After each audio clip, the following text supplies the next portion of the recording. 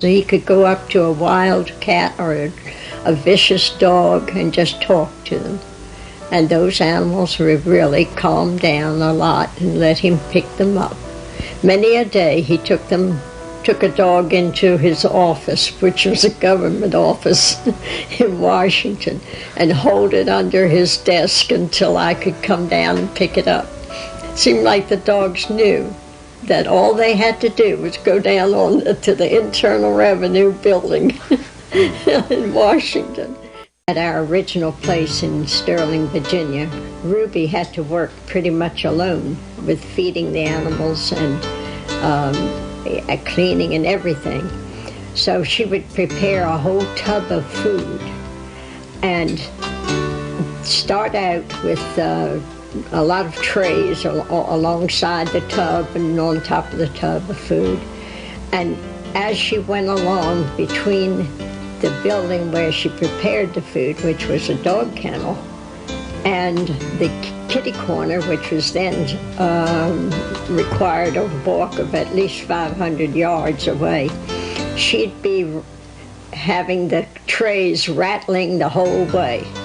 And the cats would come up from nowhere and leave everything to come follow the wheelbarrow with the food. Yes, that was Ruby. She was the greatest I ever could imagine.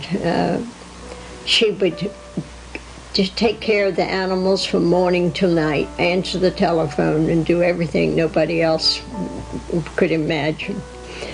I really loved her, and I miss her very much. She died in September 1984.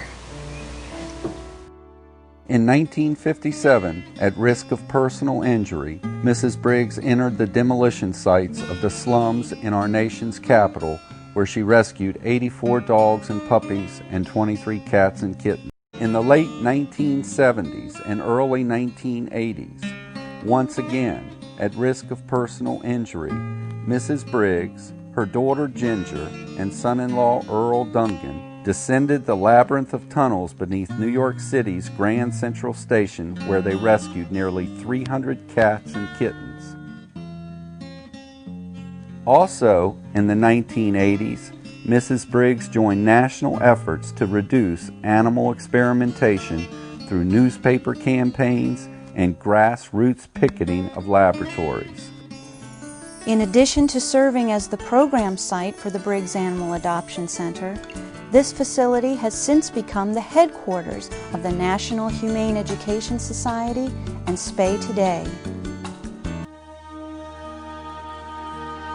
When I am down and oh my soul so weary, when troubles come and my heart burdened me,